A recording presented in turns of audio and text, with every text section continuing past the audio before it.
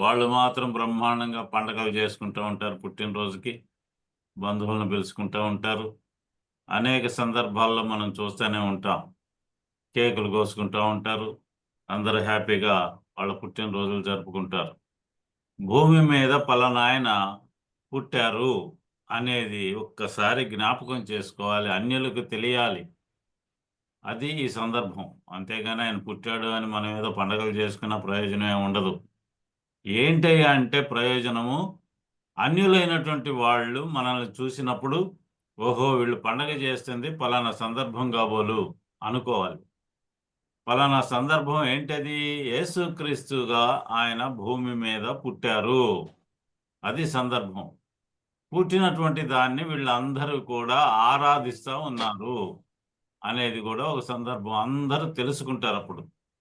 అదే సందర్భం అన్నమాట. యేసుక్రీస్తు వారు భూమి మీద పుట్టడానికి దేవదూతలు ఎలాంటి పాత్రను పోషించారు అనేది మనం తెలుసుకోవాలి. యేసుక్రీస్తు వారి యొక్క జన్మ మర్మము. ఎంత మర్మము అంటే అర్థం ఏంటంటే మిస్టరీ అని రాస్తామన్నారు జనులు. మిస్టరీ అట. అంటే ఏంటి? రహస్యము. అంటే కిటుకు, అంతరార్థం. అది ఎంత లోతైనది అనేది. అది ఇందులో మనకి మర్మము అంటే అర్థాలవి. మర్మం అంటే ముఖ్యంగా రహస్యం ఏంటి? ఆయన భూమి మీద పుట్టడానికి గల రహస్యం ఏంటి? దానికి చాలా రహస్యాలు మనం తెలుసుకోవచ్చు.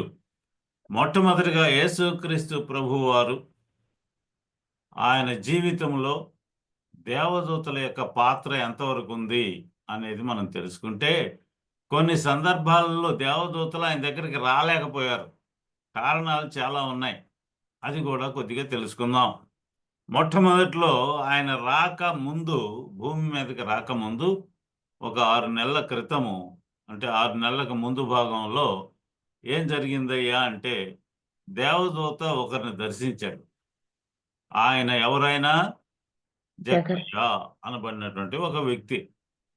యెరూషలేములో ఏం జరుగుద్దయ్యా అంటే, గోత్రాల ప్రకారంగా అనేకులైనటువంటి ప్రార్థనలు చేసేటువంటి వాళ్ళు లోనకి వెళ్ళి, చర్చి లోపలికి వెళ్ళి అక్కడ ధూపం వెలిగించి దేవుణ్ణి ఆరాధించడానికి ఏర్పాటు చేయబడినటువంటి వాళ్ళు మనకు కనిపిస్తూ ఉంటారు. వాళ్ళు వాళ్ళ వరస ప్రకారంగా కూర్చొనుంటారు. ఇందులో ఏం జరుగుద్దయ్యా అంటే, గోత్రాల ప్రకారంగా కూర్చుంటారు వాళ్ళు. అందులో అందరూ కూడా ప్రవక్తలైనటువంటి వాళ్ళు, దేవుణ్ణి సేవించేటువంటి వాళ్ళు, అలాగే దేవునికి ధూపం వేయాలి అనుకోని ప్రత్యేకమైనటువంటి వాళ్ళుగా ఏర్పాటు చేయబడినటువంటి వాళ్ళుగా తెలుస్తది. అందులో చీట్లు వేస్తారు గోత్రాలను బట్టి. పలానా గోత్రం వాళ్ళకొచ్చింది. జకరియా గోత్రానికి వచ్చింది. ఆ గోత్రంలో చాలా మంది ఉంటారు. ఆ గోత్రంలో ఉన్నటువంటి వాళ్ళల్లో ఎవరిని పంపించాలి లోపలికి అనే దానికి మళ్ళీ ఇంకొక చీటీ వేస్తారు. ఆ చీటీ ఎవరికొచ్చిందయ్యా అంటే, జకరియా అనబడినటువంటి వ్యక్తికొచ్చింది. జకరియా ఎలాంటి వాడట? నీతిమంతుడైనటువంటి వ్యక్తి. లోకంలో సకల ధర్మాలని బట్టి కూడా ఆయన నీతిగా ఎంచబడ్డాడు అని రాయబడతా ఉంది. పరిశుద్ధ గ్రంథకర్త రాపించాడు. అలాంటి జకరయ్య లోనికి వెళ్ళినప్పుడు, లోనికి వెళ్ళి ధూపం వేస్తా ఉన్నప్పుడు అక్కడ ఒక దేవదూత కనిపించాడు. దేవదూతను కనపడంగానే ఇతను కొంచెం హడావుడి చేశాడు. తర్వాత దేవదూత వచ్చి, అతను జకరయ్య అనబడినటువంటి ఈయన చాలా వయసు కలిగినటువంటి ఆయన. తన భార్య కూడా వృద్ధాప్యంలో ఉన్నటువంటి స్త్రీగా అందులో రాయబడతా ఉంది. వారికి పిల్లలు లేరు. హల్లెలూయా! వినిపిస్తుందమ్మా? హల్లెలూయా. వినిపిస్తుంది సార్. ఎవరు కామెంట్ ఏమి హల్లెలూయా. లేకపోతేను. వినిపిస్తుంది. వినిపిస్తుంది ఆ! బ్రదర్. వాళ్ళు వృద్ధాప్యంలో ఉన్న కారణంగా అప్పటిదాకా వారికి పిల్లలు లేరు. పిల్లలు ఎందుకు లేరు అనే దాన్ని గురించి మనం ఆలోచన చేస్తే, అపవాది దేవుని దగ్గర నిలబడ్డప్పుడు ఏం జరిగిందయ్యా అంటే, అక్కడ మీటింగ్ జరుగుతా ఉంది. సభా పర్వతం పైన దేవుడి సింహాసనం మీద కూర్చొని ఉన్నప్పుడు ఒక మీటింగ్ జరిగింది. జరిగితే ఏం జరిగింది అంటే, భూమి అంతా కూడా పాపముతో నిండిపోయింది. ఆ పాపములను పరిహరించటానికి ఎవరో ఒకరు భూమి మీదకి వెళ్ళాలి. యెషయా గ్రంథకర్త చాలా క్లియర్గా రాపించాడు 6వ అధ్యాయంలో. మా కొరకు భూమి మీదకి ఎవరు వెళ్తారో చెప్పండి అయ్యా దూతలారా, మీరందరూ కూడా అనేక రకాలుగా మాట్లాడుతున్నారు, అనేక రకాలుగా దేవుని బిడ్డల్ని సంరక్షిస్తూ ఉన్నారు. భూమి మీదకి వెళ్ళి మీరు ఎవరన్నా వెళ్తారా అంటే ఎవరు పలకకుండా ఉన్నారు ఆ క్షణంలో. అప్పుడు ఒక ఆయన లేచాడు, లేచి నేను వెళ్తాను, ఎందుకంటే సృష్టిని సృష్టించింది నేనే, నా మాట ప్రకారంగా సృష్టి అయ్యింది. ఆ సృష్టిని అపవాది పాడు చేశాడు. కాబట్టి నేను మళ్ళీ ఆ పాడైనటువంటి సృష్టిని బాగు చేయాలి. బాగు చేయాలి అంటే ఇక ఎవరి వల్ల కాదు. కాబట్టి నేనే భూమి మీదకి వెళ్తాను అని చెప్పిన సందర్భము అక్కడ కనిపిస్తూ ఉంటే అపవాది అక్కడ కూర్చొని విన్నాడు. అపవాది దేవుని దగ్గరకు వస్తాడనే సంఘటనలో మనం చాలా చూస్తూ ఉన్నాం. యోబు గ్రంథకర్త అంటున్నాడు, అపవాది భూమి మీద అటు ఇటు తిరుగుతూ దేవుని సముఖమునకు వచ్చినట్లుగా రాయబడ్డది యోబు గ్రంథంలో.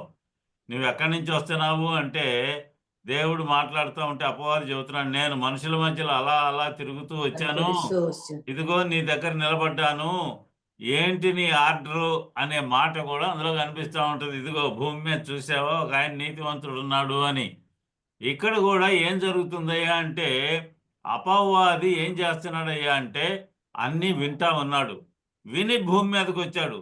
అంటే దేవుని యొక్క కుమారుడిగా భూమి మీద పుట్టాల్సినటువంటి ఆయన ఎట్ట పడితే అట్ట పుట్టడు కదా, ఎవరికి పడితే వాళ్ళకి పుట్టడు. ఎవరైతే నీతిమంతులై ఉంటారో, ఎవరైతే దేవుని మార్గంలో నడుస్తూ ఉంటారో వారి ద్వారా భూమి మీదకి వస్తాడు ఆయన. ఇక్కడ జరుగుతుంది అదే. అందువలన మొట్టమొదటి నుండి ఎవరైతే నీతిమంతులుగా బ్రతుకుతున్నారో వాళ్ళ గర్భాలని మూసివేశాడు అపవాది. వాడు సర్వశక్తివంతుడు అని దేవుడు చెప్పుకున్నాడు కదా, అలాంటి శక్తే అపవాదికి ఉంది. మనం చదువుతుంటాం, యెషయా గ్రంథకర్త అంటున్నాడు 14వ అధ్యాయంలో 12 నుండి చదువుకుంటూ పోతే అపవాదిని గురించి రాశారు. 14 చదవండి ఒకసారి. అందులో ఏం రాశారు? మేఘ మండలం మీదకి ఎక్కుదును, ఆ, మహోన్నతుడు నన్ను సమానుగా చేసుకొందును అని ఆ, నీవు మనసులో అనుకొంటివి కదా. ఆ. తేజో నీవు నక్షత్రము అని అతనికి పేరు. అంతటి శక్తివంతుడైనటువంటి ఆ దూత ఏం చేశాడే అంటే ఆ మేఘారూఢుడే అలా వెళ్ళిపోయి సభాపర్వతం మీద ఆయన కూర్చున్నటువంటి ఉంటాడు. దాని మీద నేను ఎందుకు కూర్చోకూడదు అనుకున్నాడంట. అనుకున్నప్పుడు దూతలు అడ్డం వచ్చారా? రాలేదండి. అడ్డం రాలేరు. ఎందుకనంటే తన శక్తి వీళ్ళకంటే ఎక్కువైనది. ప్రధాన దూతగా ఏర్పాటు చేయబడినటువంటి అపవాది అక్కడ కనిపిస్తూ ఉంటాడు. అపవాది సామాన్యుడు కాదు, దేవునితో సమానముగా అని రాయబడింది. నేను సమానంగా ఎందుకు కూర్చోకూడదు? ఆయన లేనప్పుడు ఆయన సీట్లు నేను ఎందుకు కూర్చోకూడదు? ఆయన పక్కకు పోయినప్పుడు నేను ఆయన కార్యాలు ఎందుకు చేయకూడదు? యేసు ప్రభు వారు అంటున్నారు కదా, లోకాధిపతి అని. లోకాన్ని ఏలటానికి వచ్చినటువంటి ఒక అధిపతి స్వాధీనం చేసుకున్నాడు అపవాది. అంతటి శక్తివంతుడైనటువంటి అపవాదిని ఎదిరించడానికి దూతల వల్ల ఏది కాదు.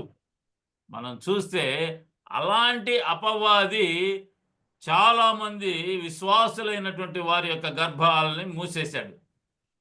ముసలి వాళ్ళది, ఓహో ఇలా ఏ విధంగా ఉంటారు కాబోలు, వాళ్ళని ఆపేశాడు. యవనస్తుల్ని ఆపేశాడు. నడికారు వాళ్ళని ఆపేశాడు. పిల్లలు పుట్టకుండా మనం చాలామందిని చూస్తూ ఉంటాం.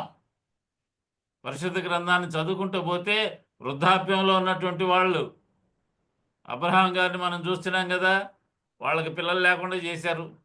తర్వాత ఏలి, అక్కడ ఉన్నటువంటి ఏలి అనే ఒక ఆయన ఉన్నాడు కదా, ఆ మందిరానికి వచ్చింది ఒక ఆమె.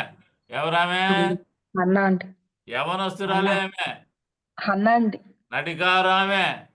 హన్న అనబడినటువంటి ఆమె గర్భం మూయబడ్డది. తర్వాత దేవుని చిత్తానుసారంగా తెరవబడ్డది.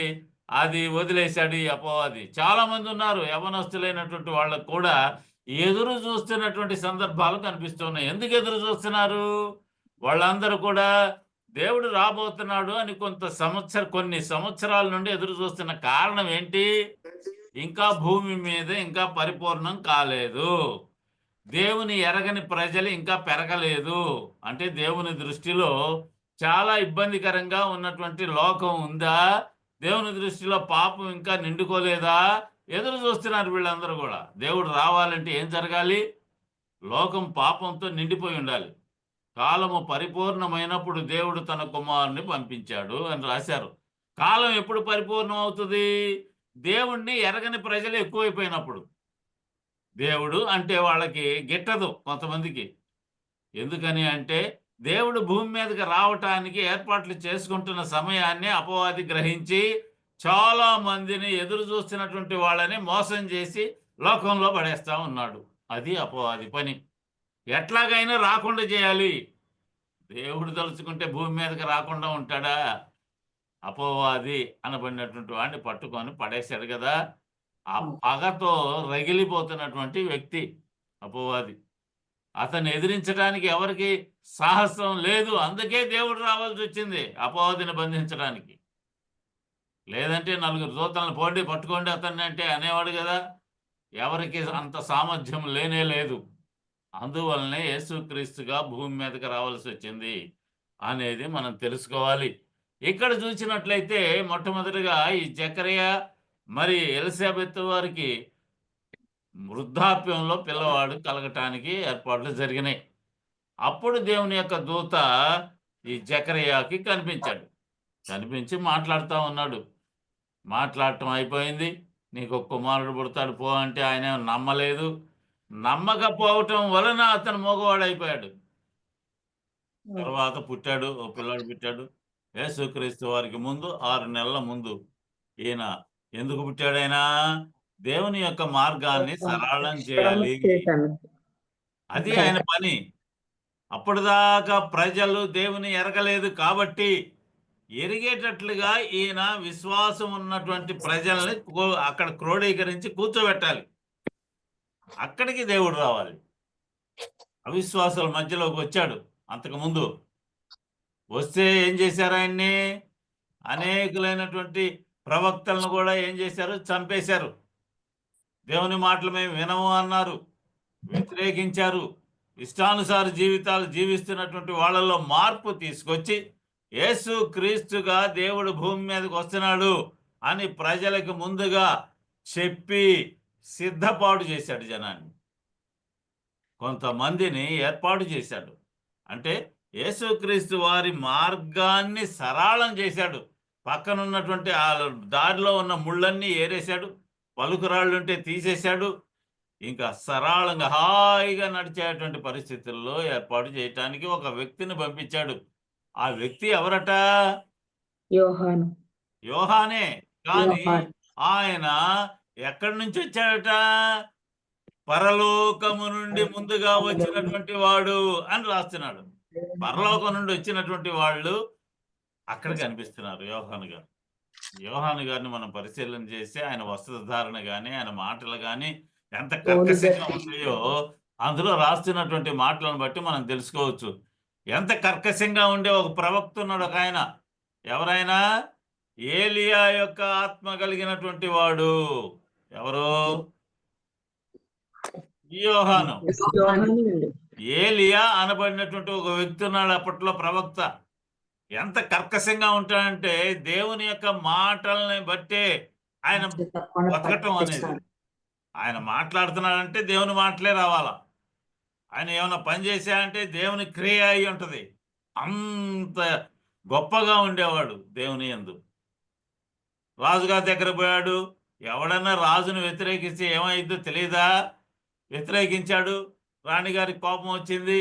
తర్వాత అనేకులైనటువంటి వాళ్ళని చంపేపించాడు. 400 చిల్లర వాళ్ళందరినీ చంపేశాడు. 400 మంది ఒక చాట, 430 మంది ఒక చాట వాళ్ళందరిని పట్టుకున్నాడు, చంపేపించాడు, వచ్చేసాడు.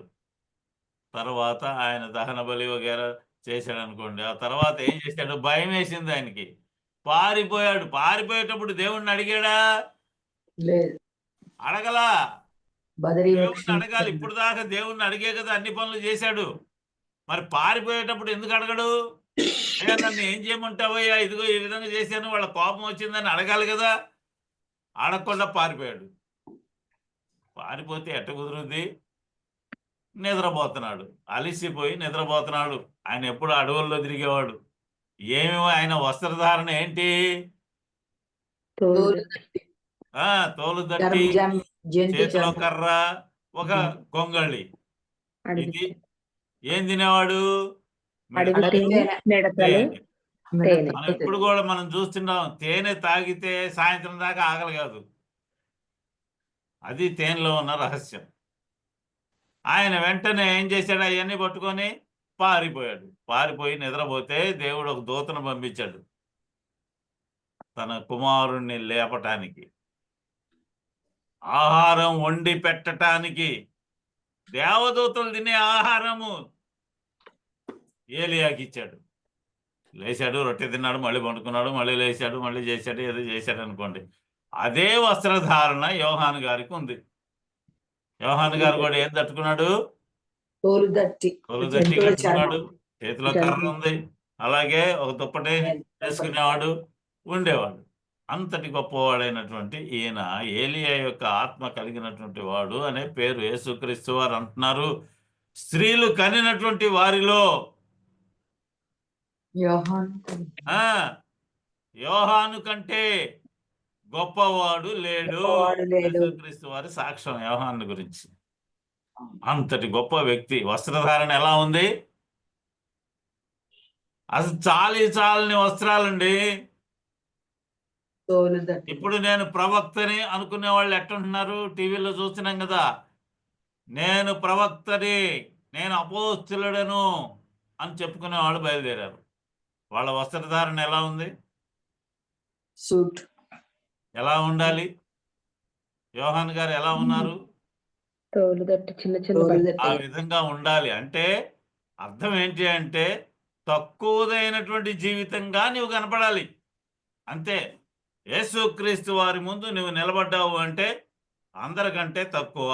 నేను యేసుక్రీస్తు వారే అన్నారు కదా, నేనేం చేయటానికి వచ్చాను? అందరికీ సేవ చేయటానికి వచ్చాను, కానీ సేవ చేయించుకోవటానికి నేను రాలేదు. నీ పని అది, మన పని అది. దేవుని నమ్ముకున్నటువంటి విశ్వాసుల పని ఏంటయ్యా అంటే ఇదే పని, సేవ చేయించుకోవటం కాదు, సేవ చేయడానికి రావాలి. అది పరిస్థితి. సేవ చేసేవాడు బట్టలు ఎలా ఉంటాయి? నలిగిపోతాయా? మామూలుగా హుందాగా ఉంటాయా?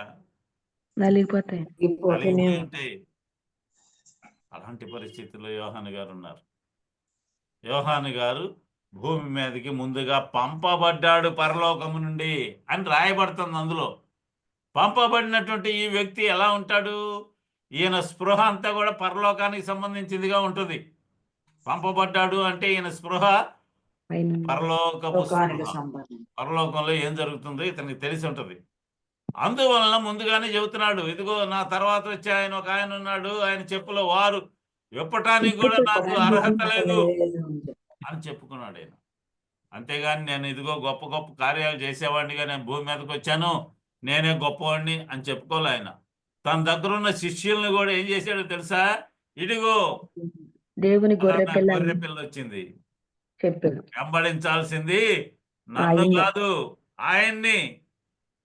లోక పాపములు మోసుకొని పోయే దేవుని యొక్క గొర్రె పిల్ల అదుగో వస్తుంది, మీరు ఆయన మాట వినండి పోండి. మీరు నా దగ్గర కూర్చుంటే ఏంటి ఉపయోగం? మీరు రక్షించబడినటువంటి వాళ్ళుగా ఆయన వెంబడించండి అని చెప్పినటువంటి మాట కనిపిస్తా ఉంది ఇందులో. దూత ఏం జరిగింది అంటే, దూత మాట్లాడుతూ అతనికి పలానా పేరు పెట్టండి అంతే. నువ్వు వేరే వేరే పేర్లు పెట్టుకున్నా ఏం నిలవు. బాప్తిసం తీసుకునేటప్పుడు మనం చూస్తుంటాంగా, పేర్లు మారుస్తుంటాంగా. వెంకట సుబ్బమ్మ, లక్ష్మీదేవమ్మ, ఆ పనమ్మ, ఈ పనమ్మ అని ఏదో పేర్లు పెడతాం. శాంతమ్మ, ప్రశాంతమ్మ, ఇంకా ఏయో పేర్లు ఉంటాయి. శాంతమ్మ అంటే శాంతంగా ఉంటుందా? ఇంట్లో కేకలే, బయట కేకలే ఉంటాయి. రకరకాల ప్రవర్తనలు కలిగినటువంటి వాళ్ళ పేర్లు బాప్తిసంలో మనం మారుస్తూ ఉంటాము. మార్చడానికి గల కారణం, ఒక ఆయన నన్ను అడిగాడు, నా పేరు నేను మార్చుకోనండి, అదే పేరు పెట్టుకుంటాను, పాత పేరే ఉంచండి అని. పాత పేరే ఉంచుతాం, బాగానే ఉంది. నువ్వు మారినట్టుగా ఎట్ట తెలుస్తుంది?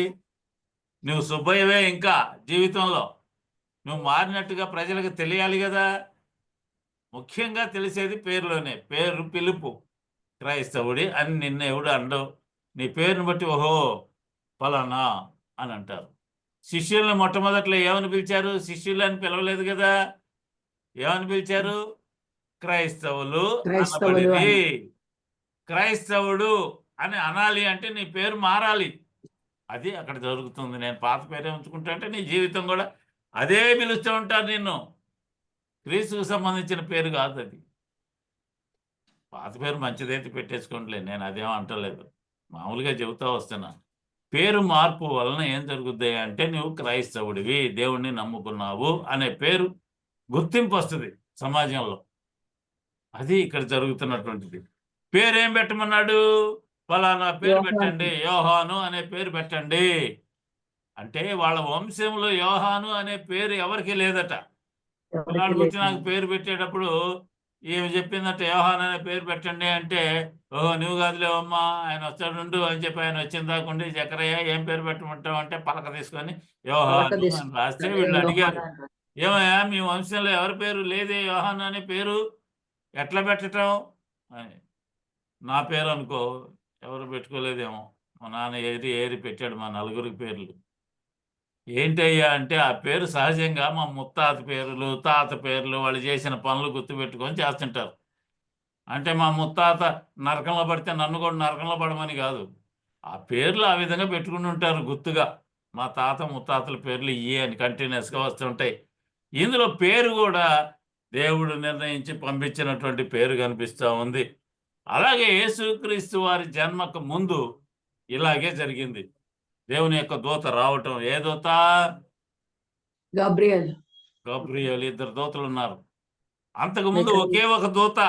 ఆ దూత తప్పుడు పని చేసి, తప్పుడు ఆలోచనలు చేసి అపవాదిగా మారిపోయాడు. అందువలన అధికారాన్ని రెండుగా చీల్చేశాడు దేవుడు. రెండుగా, ఒకటి యుద్ధం చేయటానికి, ఒకటి వార్తలు తేవటానికి. గబ్రియల్ని వార్తలు తేవటానికి ఏర్పాటు చేసుకున్నాడు, మిఖాయేల్ని యుద్ధాలు చేయడానికి ఏర్పాటు చేసుకున్నాడు. యుద్ధం ఎవరి మీద చేస్తాడు? మిఖాయేలు అపవాదితో. దేవుని వ్యతిరేకుల మీద చేయాలి, అపవాది మీద చేయాలి. దేవుడు అంటే గిట్టిన వాళ్ళ మీద యుద్ధాలు చేయాలి. మానసికంగా జరుగుద్ది, శారీరకంగా జరిగేది కాదు అది. నీకు ముందుగా నడవాలి అంటే మిఖాయేలు ఖడ్గం దూసి అక్కడ నిలబడతాడు. రా పోదాం, దేవుడు నన్ను పంపించాడు అని. అలాంటి పరిస్థితి అక్కడ జరుగుతూ ఉంటుంది. ఇందులో గబ్రియల్ దూత మరియమ్మ గారి దగ్గరకు వచ్చి మాట్లాడటం చూస్తాం. తర్వాత ఏం జరిగింది? యోసేపు గారి దగ్గరికి రావటం జరిగింది. ఇలా పేరు కూడా ఏం పెట్టాలి అనేది మనం చూస్తుంటాం. ఏం పేరు పెట్టమన్నాడు ఆయన? యేసు అని పేరు. యేసు అనే పేరు పెట్టు. యేసు అనగా రక్షకుడు, క్రీస్తు అనగా అభిషేకుడు. చాలాసార్లు చెప్పుకుంటూ ఉంటాం క్రీస్తు అని. ఆయన యేసు అనేవాళ్ళు చాలా మంది ఉన్నారండి అప్పట్లో, పేర్లు పెట్టుకున్నారు యేసు అనే పేర్లు.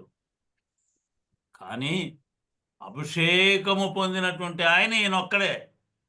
దేవుని చేత అభిషేకం పొందిన కారణంగా ఆయనకి యేసు క్రీస్తు అని పేరు తగిలించబడ్డది. క్రీస్తు అనేది, యేసు క్రీస్తు అంటే ఎవరైతే మనుష్యులను పాపముల నుండి రక్షించటానికి అభిషేకము పొంది మానవుల మధ్యలో జీవించాడో ఆయనే యేసు క్రీస్తు. అంటే ఈ అభిషేకం ఎందుకు? పాపలను రక్షించడానికి అభిషేకించబడినటువంటి ఆయన అనేది ఇందులో చూస్తున్నాం. ఇందులో దేవుని యొక్క దూత ఏం చెప్పాడు? యేసు అనే పేరు పెట్టండి అని చెప్పాడు. యేసు అంటే రక్షకుడు.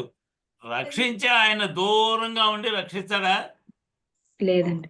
ఎప్పుడైనా సరే మనం ఆలోచన చేస్తే, నేను గుంటలో దిగానండి, ఊబిలో ఉన్నాను, కేకేస్తున్నాను రక్షించండి రక్షించండి అని. అదిగో మీ ఇంటి దగ్గర నుండి నేను రక్షిస్తానని కేకేస్తే నేను రక్షించబడతానా? అంటే ఏం జరగాల? ఆయన దగ్గరికి రావాలి. దగ్గరికి రావటం అనేది ఎప్పుడు జరుగుద్ది? నీవు కేక వేసినప్పుడు. నువ్వు కేకేస్తున్నావా రక్షించు అని? అయ్యలారా రక్షణ పొందుటకు నేను సిద్ధం. ఏమి ఏం చేయాలి? చేయాలి? రక్షించబడాలి అంటే నన్ను ఏం చేయమంటావయ్యా అని అక్కడున్న పేతురుని అపోస్తలులైనటువంటి వాళ్ళని అడుగుతూ ఉన్నాడు ఈయన. నేను రక్షించబడు అంటున్నావు కదా నీవు, నన్ను ఏం చేయమంటావు? అన్యుడైనటువంటి వాని యొక్క కేక. మేమేమి చేద్దాం?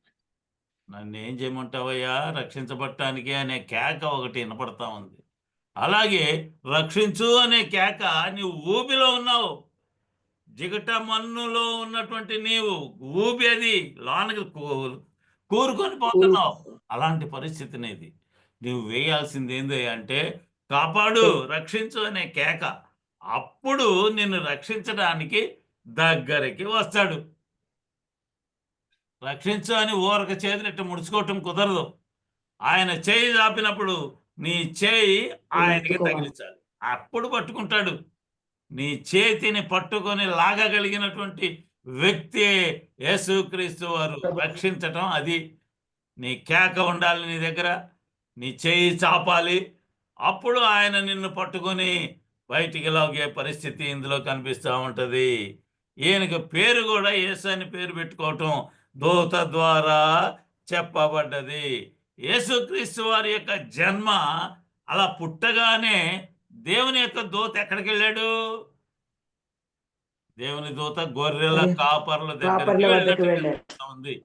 దేవుని యొక్క దూత పని ఆయనకు కొన్ని పనులప్ప చెప్పాడు దేవుడు.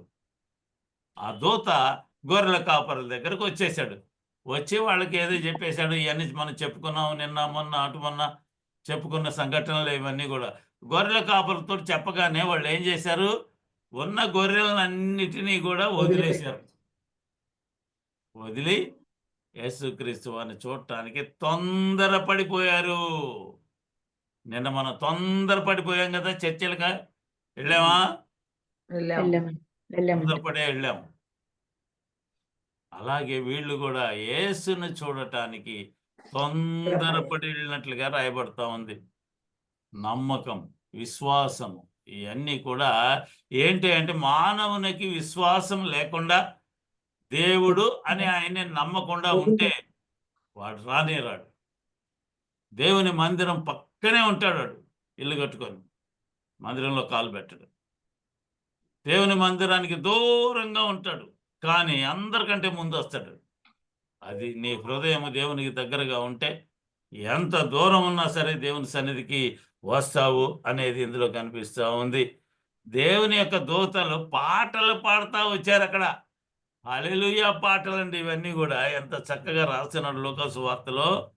వెంటనే లూకాసు వార్త మనం ఒక 5 అధ్యాయాలు కనుక చదువుకుంటే అందులో యేసుక్రీస్తు వారి జన్మ వృత్తాంతం, దాంతో ఉన్నటువంటి దేవదూతలకు సంబంధాలు అందులో కనిపిస్తూ ఉంటాయి. ఇందులో ఏంటి, యేసును తీసుకొని ఐగుప్తు దేశానికి వెళ్ళిపోవయ్యా అని చెప్పటం కూడా దేవుని యొక్క దూత పనే చెప్పినట్లుగా మనకు కనిపిస్తూ ఉంది. ఇందులో ఒక విచిత్రం ఏంటి అంటే, యేసుక్రీస్తు వారు శోధనలో ఉన్నప్పుడు దేవుని దూతలు కనపడల. శోధనకు ముందున్నారు, శోధన అయిపోయిన తర్వాత అప్పుడు కనిపిస్తున్నట్లుగా కనిపిస్తూ ఉంది. మత్తయి సువార్త 4వ అధ్యాయం 11వ వచనాన్ని చదువుకుంటే అందులో రాస్తా ఉన్నాడు. చదువుకుందాం. అంతటా అపవాది ఆయనను విడిపోగా, ఇదిగో దేవదూతలు వచ్చి ఆయనను పరిచర్య చేసిరి. యోహాను చెరపట్టబడిన యేసు ఏం చేశారు? దేవుని దూతలు అపవాది ఆయనను విడిచిపోయిన తరువాత దేవదూతలు వచ్చి పరిచర్య చేస్తున్నారు. అప్పుడు నాకు గడిపోయారండి వాళ్ళు. భయం అండి దేవదూతలకు అపవాది అంటే. కారణం ఏంటి? దేవునితో సమానంగా ఉండేటువంటి మాటలు మాట్లాడాడు. అంతటి శక్తి సంపన్నుడు అపవాది. అర్థమైందా?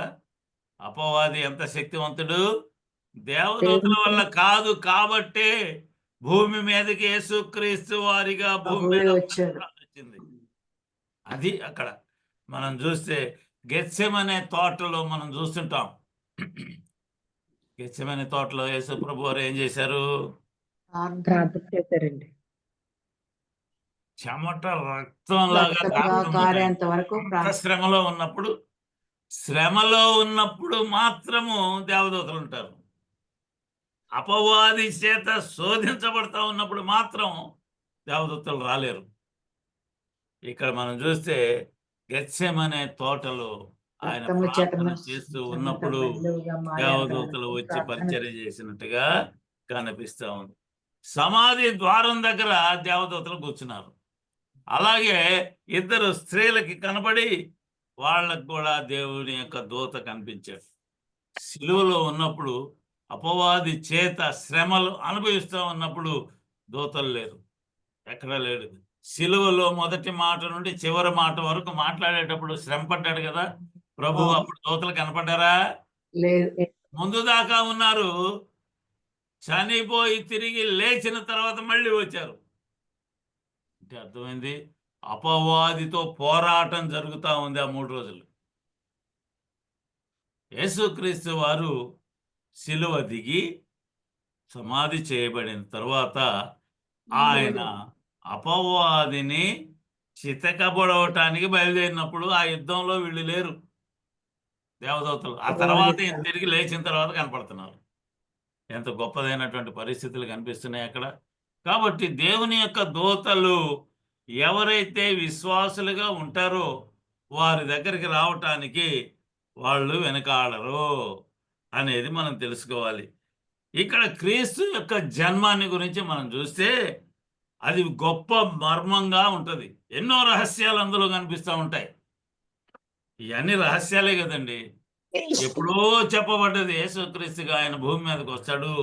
అనేక క్రీస్తు గర్భం పూర్వం ధరించి 4000 సంవత్సరాల క్రితం నేను పోయిన వారం మనం చెప్పుకున్నాం. ఏంటయ్యా అంటే రాజ్యంలో స్త్రీ సంతానంగా భూమి మీదకి వస్తాడు. అది నెరవేర్పు కూడా చూసాము గలతీ 4:4లో. అలాగే యెషయా గారి ద్వారా 7వ అధ్యాయం 14వ వచనంలో చెప్పబడ్డది. క్రీస్తు పూర్వం మనం చదువుకున్నాం. అప్పుడు కూడా ఏముంది, కన్యక గర్భవతి అవుద్ది అన్నారు. కుమారుని అది లోకంలో జరగనటువంటి విషయాలన్నీ కూడా ముందు చెప్పబడ్డాయి. అలాగే యోబు గారు అంటున్నారు, ఒకసారి గుర్తు చేయటానికే ఏమంటున్నాడు, పాప సహితుని నుండి పాపరహితుడు జన్మించినట్లయితే పుట్టగలిగినట్లయితే ఎంత మేలు జరుగుద్ది మానవులకి అంటున్నాడు. పాప సహితులే భూమి మీద ఉన్నటువంటి వాళ్ళు, పాపరహితుడు భూమి మీదకి రావాలి. అది అందులో. ఇంకా ఏంటంటే మీకా రాసినటువంటి గ్రంథం 5:2లో ఆయన బెత్లెహేములో పుడతాడు అని రాయబడినటువంటి మాటలన్నీ కూడా మనం జ్ఞాపకం చేసుకోవచ్చు. ఇందులో ఏమంటున్నాడు, యూదా నీ సహోదరులు నిన్ను స్తుతిస్తారు అని చెబుతున్నాడు. యూదా అనబడినటువంటి ఒక ఆయన ఉన్నాడు. ఎవరైనా ఇస్కరియోతు యూదా. కాదులేండి. యూదా వంశం 12 గోత్రాలలో నుండి ఒక యూదా అనే వంశాన్ని దేవుడు ఎంచుకున్నాడు. ఆయన ఎవరి కుమారుడు? 12 మంది అనగానే వెంటనే గుర్తుకు రావాలి ఒక ఆయన. యాకోబు గారి కుమారులు. యాకోబు కుమారులు అందరిని దీవిస్తాడు ఆయన. దీవించేటప్పుడు యోధాతో మాట్లాడతాడు, నీవు అందరిలోకి ఆశీర్వదించబడేటువంటి వాడివి, నీ సహోదరులందరూ కూడా నిన్ను స్తుతిస్తారు అని చెబుతాడు. ఇది ఏంటంటే ప్రవచనానుసారమైనటువంటి జన్మ, అంటే ప్రొఫెటికల్ అన్నారు. ప్రవచనానుసారమైనటువంటి జన్మ అది యేసుక్రీస్తు వారి యొక్క జన్మ. రెండవదిగా చారిత్రాత్మకమైనటువంటి జన్మ, హిస్టారికల్. మనం చదువుకుంటాం హిస్టారికల్ అంటే పుస్తకాల్లో రాయబడినటువంటిది అని. యేసుక్రీస్తు వారు జన్మ ఎలాంటిదంటే ఆయన పుట్టినప్పుడు ఆయన జీవించినటువంటి జీవితాలు ఇవన్నీ కూడా అన్ని గ్రంథస్థం చేయబడ్డాయి. చారిత్రాత్మకమైనటువంటిది, హిస్టారికల్ అని రాయబడతా ఉంది అందులో. లూకా సువార్తలో మనం చదువుకోవచ్చు. మూడవదిగా మనం చూస్తే సహజమైనటువంటిది ఈ జన్మ, అంటే న్యాచురల్ బర్త్ అంటారు దాన్ని. సహజంగా మానవులందరూ కూడా ఎలా పుడతారు? నేను పుట్టానండి, ఎలా పుట్టాను? మా అమ్మ మా నాన్న ఇద్దరికి కలిపి పుడతాను. మానవులందరూ కూడా ఈ విధంగానే పుట్టాలి, అంటే పురుషునికి స్త్రీకి పుట్టాలి. అలాగే యేసుక్రీస్తు వారిది కూడా సహజమైనటువంటిది, స్త్రీకే పుట్టాడు ఆయన. ఎంత గొప్పవాళ్ళని మనం పరిశీలన చేసినా కూడా వాళ్ళందరూ కూడా స్త్రీ వల్లనే రావాలి. ఇందులో రాస్తున్నటువంటి మాటలు, ఇందులో రాయబడ్డ మాటలు ఒక్కసారి జ్ఞాపకం చేసుకుందాం. ఏం రాశాడు? మత్తయి సువార్త 1వ అధ్యాయంలో 18వ వచనాన్ని మనం జ్ఞాపకం చేసుకుందాం. యేసుక్రీస్తు జన్మ విధానం ఎట్లనగా, ఆయన తల్లి అయిన మరియా యోసేపునకు ప్రదానము చేయబడిన తరువాత వారేకము కాకమునుపు ఆమె పరిశుద్ధాత్మ వలన గర్భవతిగా ఉండెను. అలాగే 1వ అధ్యాయం 25వ వచనాన్ని చదవమ్మా. ఆమె కుమారుని కను వరకు ఆమెను ఎరుగకుండెను. అతడు ఆ కుమారునికి యేసు అని పేరు పెట్టెను. ఎంత గొప్పగా రాస్తున్నాడు. ఇందులో ఏమంటున్నాడు? పరిశుద్ధాత్మ వలన గర్భవతి అయ్యింది ఆమె అనే మాట క్లియర్గా రాయబడతా ఉంది. యేసుక్రీస్తు వారి యొక్క జననము ఎట్లాంటిది అంటే, మరియ అయినటువంటి కన్య అయినటువంటి మరియకు ఆయన పరిశుద్ధాత్మ వలన తనను తాను గర్భంలో ప్రవేశించిన సందర్భం అందులో కనిపిస్తూ ఉంది అనేది మనం తెలుసుకోవాలి. ఇదేంటే ఆయన జన్మ దైవికమైనది, డివైన్ అంటారు దాన్ని. డివైన్ బర్త్, దైవికమైనటువంటిది. మనం చదువుకుంటాం యెషయా గ్రంథకర్త 9వ అధ్యాయం 6వ వచనంలో మనకి కుమారుడు పుట్టాడు అని రాయబడతా ఉన్నటువంటిది. ఆ కుమారుడు ఎలాంటి వాడో అందులో రాసినటువంటి సందర్భాన్ని మనం చూడొచ్చు. యోహాను సువార్త 1వ అధ్యాయంలో మనం ఎప్పుడు చదువుకుంటా ఉంటాం. ఏంటట? ఆది యందు వాక్యము అనే దాన్ని పక్కన పెట్టి యేసు అనే పేరు పెట్టి చదవండి. ఆది యందు యేసు ఉండెను, యేసు దేవుని యొద్ద ఉండెను, దేవుడై ఉండెను. యేసు ప్రభు వారి యొక్క మాట అదంతా కూడా. యేసు యేసు యేసు ఎలా ఉన్నాడు? ఆ వాక్యము అనేది, వాక్యం ఏంటట? ఆ వాక్యము శరీరధారి అయి సత్య సంపూర్ణుడిగా మన మధ్య నివసించు. 14వ వచనంలో రాయబడినటువంటి మాట ఎంత చక్కని మాట. ఆ వాక్యము అంటే యేసు దేవుడై ఉన్నాడు అనే మాట ఇందులో రాయబడుతున్నటువంటి మాటగా కనిపిస్తూ ఉంది. పరలోకంలో 2వ పేరు ఈయందే. 3వ పేరు ఎవరిది? పరిశుద్ధాత్మది. మొదటి పేరు ఎవరిది? తండ్రి అయిన దేవుడు, దేవుడిది, యెహోవాది. మొదటి పేరు. 2వ పేరు యేసుక్రీస్తు వారిది. 3వ పేరు పరిశుద్ధాత్మ. పురుషునిగా ఉన్నటువంటి 3 పేర్లు ఇవి. 3 ఒకటే. దేవుడు మాట వలన అని చెబుతున్నాడు కదా. నా మాట వల్లనే సమస్తము సృష్టి చేయబడ్డది అని చెప్పిన మాట. ఆ మాట ఎవరు మాట్లాడేది? యేసుక్రీస్తు వారు. ఆ మాట వాక్యము అనేది ఎంత గొప్పదైనటువంటి మాట. సమస్త సృష్టిని సృష్టి చేసిన ఆయన మొత్తం చెడిపోయిందిగా భూమి మీద చూశాడు. ఆదికాండం 6:5లో మనం ఎప్పుడు చదువుకుంటానే ఉంటాం కదా. చదవము ఒకసారి ఆదికాండంలో, మళ్ళీ ఒకసారి జ్ఞాపకం చేసుకుందాం. ఆదికాండం 6వ అధ్యాయం 5వ వచనం. నరుల చెడుతనము భూమి మీద గొప్పదనియు, వారి హృదయము యొక్క తలంపుల్లోని ఊహ అంతయు ఎల్లప్పుడూ కేవలము చెడ్డదనియు యెహోవా చూచి తాను భూమి మీద నరులను చేసినందుకు యెహోవా సంతాపము నొంది తన హృదయంలో నొచ్చుకొనెను. ఎంత బాగా రాస్తున్నాడండి పరిశుద్ధ గ్రంథకర్త. మోషే గారు రాసినటువంటి గ్రంథంలో ఎంత చక్కగా రాపించాడు. దేవుడు పక్కన కూర్చొని రాపించాడు. లేకపోతే రాసేది కాదు గ్రంథం. ఎలా ఉందంటే, దేవుడు ఆకాశం నుండి భూమిని చూసినప్పుడట ఒక్కడు కూడా మంచోడు కనపడలేదంట. ఆయన మంచోడు కనపడకపోగా ఆయన మనుషులందరిని చూసి సంతాపపడ్డాడంట. సంతాపం అంటే ఏంది? బాధపడ్డాడు, ఇబ్బంది పడ్డాడు, దుఃఖపడ్డాడట. ఆయన నేను చేసిన మనుషులందరూ ఈ విధంగా చెడిపోయారు భూమి మీద అని దుఃఖపడతా ఉన్నాడట. ఎలాంటిదట? ఒక మనిషి నిలబడితే, మళ్ళీ చదవమ్మ ఒకసారి. నరుల చెడుతనము భూమి మీద గొప్పదనియు, వారి హృదయము యొక్క తలంపులలోని ఊహ అంతయు, హృదయము యొక్క తలంపులలోని ఊహ అంతయు. తలంపు అంటే ఎలా ఉంటది? ఇప్పుడు మా అమ్మను గుర్తు చేసుకోవాలి నేను. ఓ రోజు మా అమ్మను పలకరించడానికి కిందకి వెళ్ళా. ఇట్లా కూర్చోడు. ఏందమ్మా ఏమైంది అంటే, ముసలాళ్ళు సహజంగా అంతే ఉంటారుగా.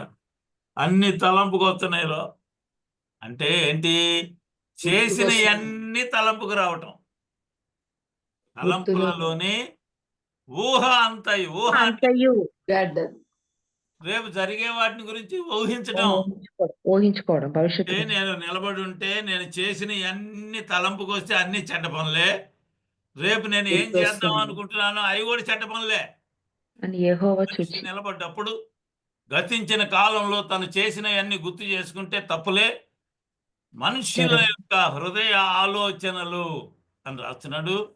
ఆలోచనలు, తలంపులు, ఈ ఊహ ఆలోచనలు, అంతయు ఊహ, ఇదంతా కూడా అంతయు తప్పులే. చెడ్డవే. కాబట్టి దేవుడు చెడ్డదని నొచ్చుకున్నాడు.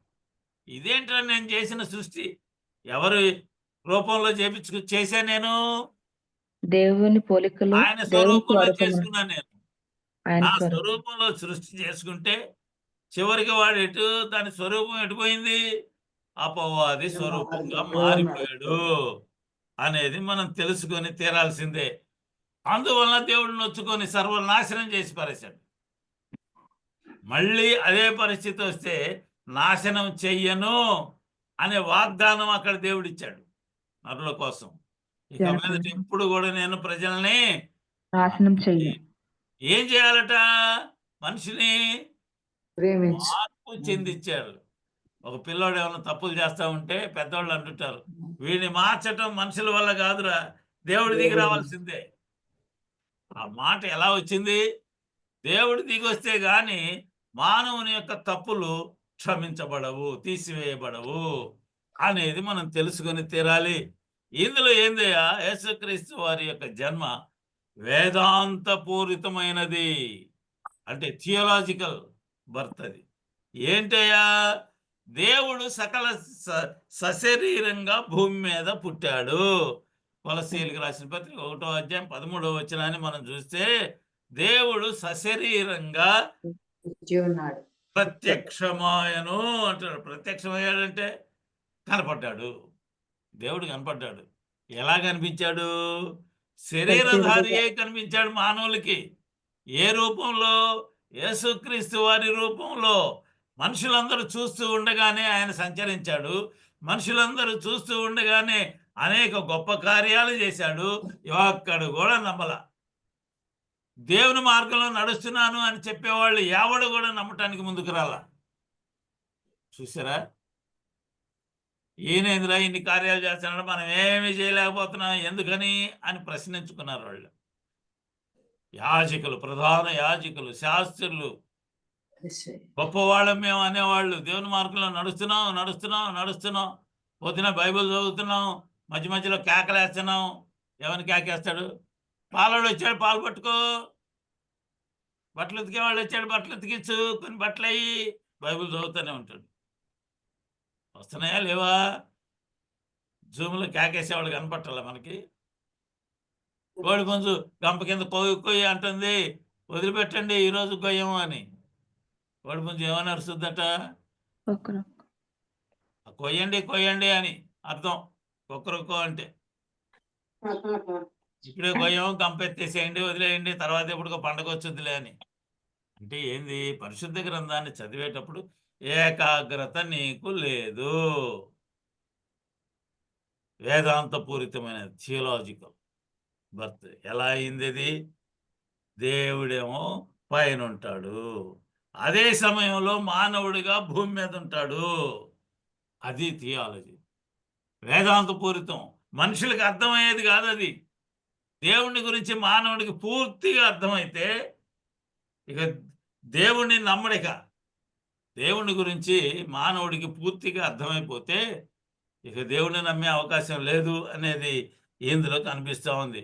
ఫిలిప్పీలకు రాసిన 2వ పత్రికలో 2వ అధ్యాయంలో 6-7 వచనాలు మనం చదువుకుంటూ పోతే అందులో రాసినటువంటి గొప్ప మాట కనిపిస్తూ ఉంటది. ఏందట ఇందులో రాసింది? ఆయన దేవుని స్వరూపము కలిగిన వాడై ఉండి సృష్టికర్త అయిన దేవుడు సృష్టిగా ఉన్నాడు, సృష్టిలో భాగమయ్యాడు. సృష్టికర్త అయిన దేవుడు సృష్టిలో భాగంగా రావటం అంటే అసలు అది అయ్యే పనేనా? యేసుక్రీస్తు వారి వలనే సాధ్యపడింది. దేవుని వలన, మన దేవుని వలన యెహోవా దేవుడు కాగలిగిన జనులు ధన్యులు. మనం అందరం ధన్యులు. ఎందుకని? ఆయన మనకి దేవుడుగా ఉన్నాడు. దేవుడు లేడు అనేవాళ్ళు బుద్ధిహీనులు చాలా మంది ఉన్నారని 14:1 కీర్తనకారుడు రాశాడు. 53లో కూడా రాపించాడు. మళ్ళీ మర్చిపోతారేమోనని. ఇందులో అంటున్నాడు, చదవమ్మా మళ్ళీ. దేవ్ ఫిలిప్పీయులకు రాసిన పత్రిక 2వ అధ్యాయం 6. ఆయన దేవుని స్వరూపము కలిగిన వాడై ఉండి దేవునితో సమానంగా ఉండుట విడిచిపెట్టకూడని భాగ్యమని ఎంచుకొనలేదు గాని మనుష్యుల పోలికగా పుట్టి దాసుని స్వరూపమును ధరించుకొని తన్ను తానే రిక్తునిగా చేసుకొనెను. ఎంత గొప్పగా రాస్తున్నాడండి. దేవుడై ఉండి రాస్తున్నాడు. దేవుడై ఉండి ఎక్కడ ఉండాలి? పరలోకంలో ఉండాలి. పరలోకంలో ఉండాలి. కానీ ఏం జరిగింది? అదే సమయంలో మానవుడై మానవ రూపము భూమి మీదకి వచ్చి సృష్టిలో ఉన్నాడు. అది ఆయన గొప్పతనం. మానవుడై సృష్టిలో ఉన్నా కూడా మానవుడిగా ఉన్న దైవ స్వరూపి ఆయన. దైవ స్వరూపిగా ఉన్నటువంటి ఆయన లక్షణాలన్నీ కూడా దేవుని లక్షణాలు. దేవుడు ఏమి చేయగలడో ఈయన కూడా భూమి మీద అదే చేశాడు. అంతేగాని మానవుడిగా ఉండి అన్నీ మర్చిపోయి ఇంకా గతించిన కాలంలో ఏముందో అదంతా మర్చిపోయి ఉండలా ఆయన మనిషిగా ఉన్నా కూడా దేవుని యొక్క స్వరూపంలోనే ఉండి ఆయన దేవుడు ఏమి చేయగలడో మానవులకి అవన్నీ చేశాడు అనే మాట ఇందులో రాస్తున్నటువంటి మాటను బట్టి అది థియాలజీ, వేదాంతపరమైనది. వేదాంతము అసలు అంతం లేదండి. అది మానవులు ఎంత తర్కించినా కూడా అది మానవులకి అర్థం కానటువంటి పరిస్థితులు కనిపిస్తూ ఉంటాయి. దేవుడేంది, మానవుల మధ్యలో ఉండటం ఏంది అనేది ఇందులో కనిపిస్తుంది. ఆయన జన్మ శాస్త్రానుసారము, సైంటిఫిక్ బర్త్. అది మనం చూస్తున్నాం. ఆయన జన్మ ఎలాంటిదట? కన్యక గర్భము ధరించి. ఒక కుమారుని శాస్త్రవేత్తలందరూ కూడా ఇందులో మాట్లాడతారు. నిర్దేవులు, నాస్తికులైనటువంటి వాళ్ళు కూడా అంటారు, ఏందో ఇదంతా కూడా పెద్ద చెప్పొచ్చావులేవయ్య, కన్యకేంది, గర్భం ధరించడం ఏంది, అసలు నమ్మరు. అందుకని దేవుడు కొన్ని విషయాల్ని మానవులకు గుర్తు చేశాడు. పక్షి జాతి మనం చూస్తున్నాం. ఎవరైనా ఆపరేషన్ చేయించుకుంటే కోడిగుడ్లు బాగా తినండి అంటాడు డాక్టర్. ఆ కోడిగుడ్డు ఎక్కడి నుంచి వస్తుంది? పక్షి నుంచి వస్తుంది, పుంజు నుంచి వస్తుంది. అది పుంజుతో సంబంధం ఉందా కోడికి? లెగ్గారు కోడికి లేదండి. పురుషునితో సంబంధం లేకుండా ఒక కోడి పెట్ట గుడ్డు పెట్టడం, ఇది శాస్త్రానుసారంగా మనకి అసలు లెక్క అంతుబట్టని పరిస్థితి. ఇంకోటి మనం చూస్తాం, వృక్ష శాస్త్రాన్ని చూసినట్లయితే కొన్ని వృక్షాలు స్వయం సంపర్కంగా ఉంటాయి. వాటి పువ్వులు, కాయలు ఎట్టబడితే అట్ట రావు. స్వయం సంపర్కాలు అవన్నీ కూడా మనం చదువుకుంటే తెలుస్తుంది. జియాలజికల్లో, బాటనీల్లో చదువుకుంటే అందులో తెలుస్తూ ఉంటుంది. కొన్ని తనకై అవే పుష్పిస్తూ ఉంటాయి. అలా కాకుండా ఇంకా కొన్ని ఉంటాయి. బాగా వాన పడ్డప్పుడు, ఉరుములు వచ్చినప్పుడు పుట్టల మీద వస్తాయి కొన్ని. ఏంటి అవి? పుట్టగొడుగులు. అవన్నీ కూడా పుట్టగొడుగులు వాటంతటా అవే పుడతాయి. వాటికి ఎవరు విత్తనాలు వేసేది ఉండదు. వాటిని తీసి ఇప్పుడు మామూలుగా విత్తనం బ్రీడింగ్ అని చెప్పి మామూలుగా ఇళ్లలో తయారు చేస్తున్నారు అనుకోండి, అది తీసి పడేయండి. అంటే ఇవన్నీ కూడా వృక్షజాతికి సంబంధించినవి. ఒక రోజులో పుట్టి ఒక రోజులోనే చనిపోయేటువంటి పరిస్థితులు కూడా మనకి దేవుడు ముందుగా తెలియజేశాడు. అలాగే ఒక స్త్రీకి గర్భం రావటం అనేది దేవుని యొక్క పరిశుద్ధాత్మ వలన కలిగింది అనేది తెలుసుకోవటం కోసం అని ఇవన్నీ కూడా సూచనలుగా ఆయన ఏర్పాటు చేశాడు. ఇందులో సూపర్ న్యాచురల్ బర్త్ అంటారు దీన్ని. అంటే అసామాన్యమైనది, సామాన్యమైనటువంటి జన్మ కానే కాదు. మనం పరిశీలన చేస్తే అనేకులైనటువంటి ప్రవక్తలు అనబడినటువంటి వాళ్ళు మనకు కనిపిస్తూ ఉంటారు. వాళ్ళు పుట్టారు, పెరిగారు, పెద్దయ్యారు, చనిపోయారు. అలాగే చాలా మంది ఋషులుగా ఉన్నటువంటి వాళ్ళు చెప్పుకున్నారు, మేము పుట్టాం, నేను పలానా, మళ్ళీ లెగుస్తాను అన్నవాళ్ళు కూడా భూమిలో కలిసిపోయినటువంటి వాళ్ళే కనిపిస్తూ ఉంటారు. ఇందులో విశేషం ఏందయ్యా, కన్యక గర్భంలో నుండి వచ్చినటువంటి ఈయన, పుట్టినటువంటి ఈయన గొప్ప కార్యాలు భూమి మీద చేశాడు. ఒక హిందువుని మనం నిలబడి మాట్లాడుతూ ఉన్నప్పుడు వాడు కూడా తర్కిస్తాడు, ఏంటయ్యా మీ యేసుక్రీస్తు వారి గొప్ప అని అడుగుతాడు. ఏంటయ్యా గొప్ప అంటే, మా దేవుడిలాగానే మీ దేవుడు కూడా పుట్టాడు కదా, మా దేవుడిలాగానే మీ దేవుడు కూడా నడిచాడు కదా భూమి మీద, మా దేవుడిలాగానే అన్ని మాటలు మీ దేవుడు కూడా మాట్లాడాడు కదా, మా దేవుళ్ళు కూడా చంపబడ్డారు కదా, అలాగే చచ్చిపోయారు కదా, సమాధి చేయబడ్డారు కదా, అంతవరకే కరెక్ట్. తర్వాత కరెక్ట్ తిరిగి కాదు. తర్వాత ఏం జరిగింది? యేసుక్రీస్తు వారు పునరుత్థానం తిరిగి లేచారండి. తిరిగి లేచారు. చనిపోయి తిరిగి లేవటమే అనేది క్రైస్తవత్వం పునాది. నువ్వు ఎన్ని మాటలు భూమి మీద చెప్పుకున్నా యేసుక్రీస్తుని గురించి ప్రయోజనం ఏముండదు. ఒకటే ఒకటి చెప్పగలిగింది, ఏందయ్యా? ఆయన చనిపోయి తిరిగి తిరిగి లేచారు. లేచినటువంటి ఆయన. ఇది హల్లెలూయా. గొప్ప. చనిపోయిన వాళ్ళలో ఎవరు తిరిగి లేగలేదు, ఒక యేసుక్రీస్తు వారే తిరిగి లేచారు. తిరిగి లేచాడనే సాక్ష్యాలు ఉన్నాయి. ఎట్టబడితే అట్ట మాట్లాడిన మాట కాదది. అనేకులైనటువంటి వాళ్ళు సాక్ష్యం చెప్పారు, నేను పలానా ఆయన్ని చూశాను, ఆయనతో మాట్లాడాను. రాసినటువంటి మాటలు మనకు తెలుసు కదా. యోహాను పత్రిక 1వ అధ్యాయంలో 1వ వచనాన్ని మనం చదువుకున్నాం చాలాసార్లు. ఒక్కసారి చదవండి, అందులో ఏం రాశారు? ఆదియందు వాక్యం ఉండెను, ఆ, వాక్యము దేవుని యొద్ద ఉండెను, సువార్త వాక్యము- కాదమ్మా, పత్రిక. పత్రిక 1:1 ఒకటి దేవ వాక్యమును గూర్చినది ఆది నుండి ఏది ఉండెనో, మేమేది వింటుమో, కన్నులారా ఏది చూచుతుమో, ఏది నిదానించి కనుగొంటుమో, మా చేతులు దేన్ని తాకి చూచెనో అది మీకు తెలియజేయుచున్నాము. మామూలుగా ఏమి చెప్పట్లేదండి మేము. ఏం చెబుతున్నాము? ఆది యందు ఏదైతే ఉందో, మా కళ్ళు ఏదైతే చూసినాయో, ఏదైతే నిదానించి మాటలు విన్నామో, కనుగొన్నాయో, ఏదైతే గొప్ప గొప్ప చేతులు కార్యాలు తాకాయో, జరిగినాయో వాటన్నిటిని చూసామో, ఏదైతే మేము తమిడి చూసామో అవే మీకు తెలియజేయుచున్నాం. వాటిని గురించే మీకు చెబుతున్నాను తప్ప మా సొంత మాటలేం చెప్పాం. అది గొప్ప. శిష్యులందరూ సాక్ష్యం అది.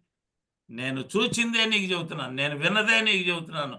ఏదైతే నా కళ్ళారా చూసి ఏదైతే ఉందో అదే నీకు చెబుతున్నానయ్యా, కాబట్టి నీవు నమ్ము. ఇందులో యేసు ప్రభు వారి మాట ఏందో తెలుసా? చూడక నమ్మినటువంటి వాళ్ళే ధన్యులు. ధన్యుడు. చూచిన వారి కన్నా చూడని వారిదే. చూచి అంటే అది ఎప్పటికి చూస్తాం? ఇంకా చూడకుండా ఎవరైతే నమ్ముతారో వాడు ధన్యుడు. యేసుక్రీస్తు వారు అనేది ఒక నమ్మకంగా ఉండేటువంటి పరిస్థితి, విశ్వాసం. శ్వాసం. అలాంటి విశ్వాసం మనకు అందరికీ కలిగి జీవించాలని మీకు అందరికీ తెలియచేస్తూ ఈ నా మాటలు ముగిస్తాను. దేవుడి కొద్ది మాటలని మన వినికిడిలో దీవించుగాక. ఆమేన్. ఆమేన్. ఆమేన్.